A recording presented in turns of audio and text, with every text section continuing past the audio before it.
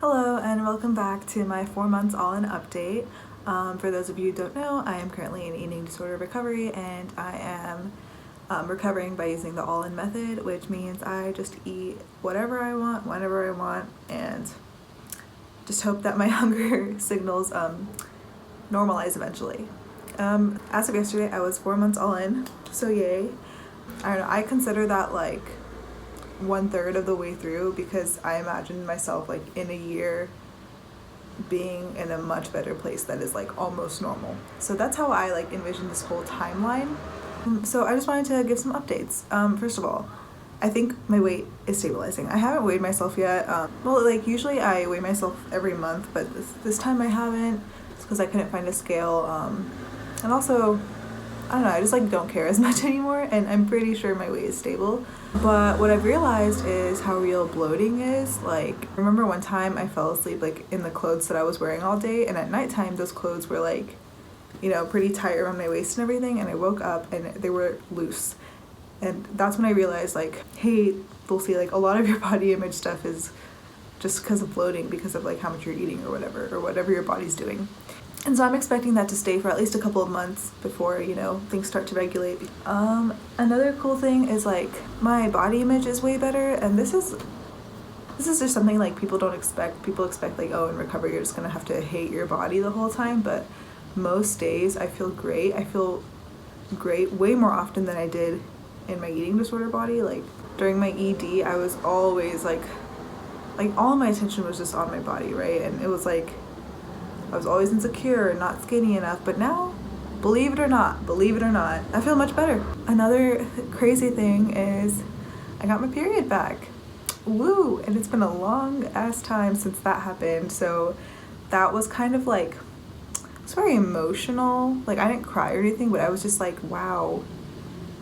I think that's when I like realized that my body is healing itself and like this process is working. And I like, my doctor was like, yeah, it means your body is finally healthy enough to hold a baby. And I was like, that's crazy. Like I never thought about it that way. Like the reason you lose your period is because your body like cannot handle another life form right now, but now it can because you are healthy enough. So that's good news. I guess I just updated you on some of like the good things that have happened. But honestly, this past month was really difficult for me.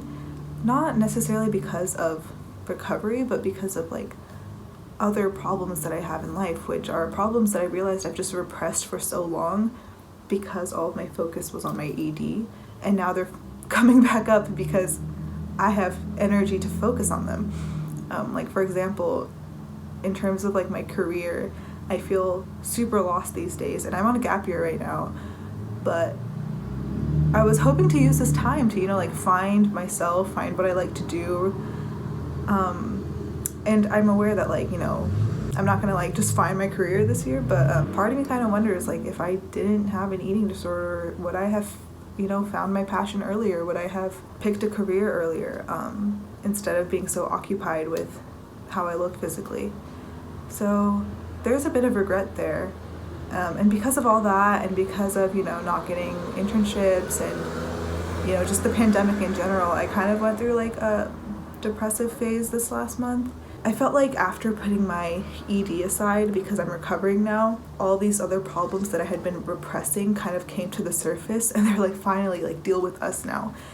Which sounds bad. It sounds like, oh, you should have just, you know, kept your ED to cope with all of that, but these things need to be dealt with at some point, right? And it wasn't responsible of me to cope with that stuff with my ED. So I'm really glad, like, even though it sucks, like I'm really glad I finally have energy to focus on the things that are actually important in life. And you know, I'm working on that and dealing with that, and I'm really grateful that I'm like privileged enough to take a break from school and work on all that. So how do I deal with this? I guess like what are my new coping mechanisms? I've always been very introspective. I've always journaled, but I've also just like started finding the joy in little things now. I've started recognizing what kinds of things have like healing properties.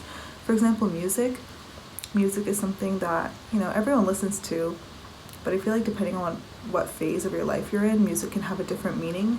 Music is very healing for me these days. The particular song that just gets me through every time is RM's Everything Goes. RM is a member of BTS, also known as Kim Namjoon, and he has a song called Everything Goes. And like when I'm having a hard time, that's literally all I need to tell myself. It's like whatever I'm going through right now is temporary. And I know it is because, I can remember times in my life where I've been in very good places, and nothing is forever. Happiness isn't eternal, but neither is pain. So I just love that song. It has such a great meaning. And I just obviously, I just watch BTS a lot in general to get a little boost of serotonin. And honestly, sometimes you just can't cope with things, and the only way out is through. There's no way to, try to make yourself feel better about this thing. So that's fine. I'm accepting it. And acceptance is another big theme of this past month of recovery. Just accepting the good and the bad, just accepting myself, accepting the world. It's I think it's a very spiritual and good mindset to have, especially with bodies as well. That's another thing, during your ED, you can't accept anything. You cannot accept the body you have. You cannot accept that this person looks like that and you don't. But now, I was at the mall the other day, and I saw lots of different people. First of all, it's really nice to leave my house because you see that bodies are very different from social media. But I also saw very thin bodies, and me a year ago would have been very jealous and triggered, and I would be constantly thinking about that person all day. But now I literally look at them for what they are. It's just, yeah, they're a thin person. No good or bad emotion attached. And I realized that, and I was like, wow, that's really cool that I don't feel jealous at all, and I don't feel bad about myself at all. And another thing that's gotten actually really frustrating is acne. I don't know if this is a recovery thing or just because my body's going through a lot, but my skin has never been this bad in my life. So that's been really frustrating, and that really, really takes a toll on self-confidence. But honestly, I don't think there's a really good way to deal with that. Obviously, I'm fine with who I am, I love myself, blah blah blah. But there are times where your confidence just dips, and there's really nothing you can do about it. Yeah, you can tell yourself you're fine, it's all in your head, but it's just hard. So in situations like that, I just distract myself mostly, watch movies, watch BTS or whatever. Also, I'm just always find things to be grateful for, it'll just put you in a better mood. I am so grateful that I get to do all of this and go through this process during a pandemic where I can stay inside. I'm so grateful every time, because I'm at my lowest right now, physically, I'm at one of the lowest points of my life, but I'm just I'm so lucky to be able to do this in quarantine.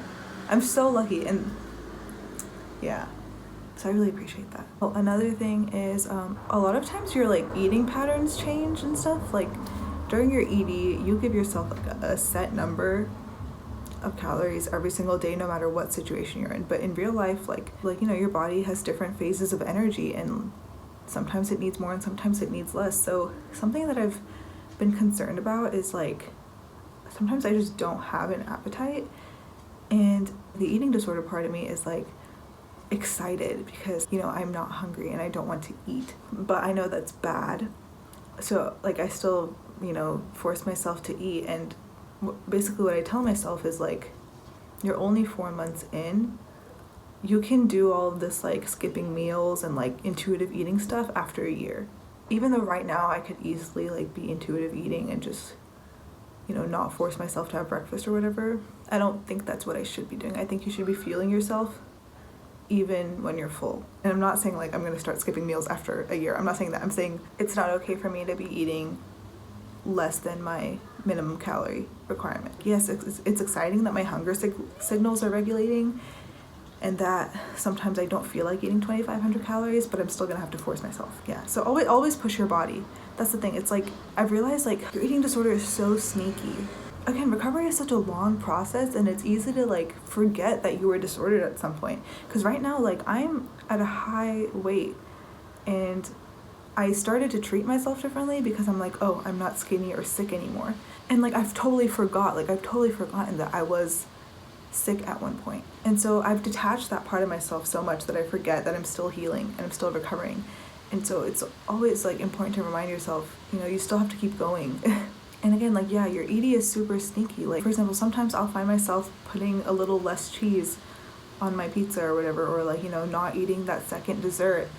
And then I realize, like, you could be restricting even in a caloric surplus. Like, I could be eating a lot but still restricting mentally, you know, and not giving myself everything I want. Yeah, so you have to be like really attentive to that. And it's so easy to be like get caught up in like, oh, I'm fine now, I'm at a healthy weight and I have normal hunger signals, so I'm fine now, so I should probably get back to eating healthy. I mean, you know, I do eat healthy. It's not like I'm like eating McDonald's 3 times a day, but yeah, it's really confusing. It's really confusing, and you have to be attentive to it. So basically, my way like of dealing with this confusion of whether I should do a high intensity workout or if whether I should stop eating sugar again, like my way of dealing with all these little doubts is just to give myself a year. I say you can do all that stuff after a year. Right now, you're just gonna stick to eating a lot and eating frequently and resting. And after a year or a year and a half, if it still doesn't work out, go talk to a therapist. Anyway, other than that, I think that's all the updates I have. This video is a little shorter because I am kind of busy and I kind of had to just squeeze this in. But yeah, if there's any questions, just leave them in the comments and I will see you at month 5.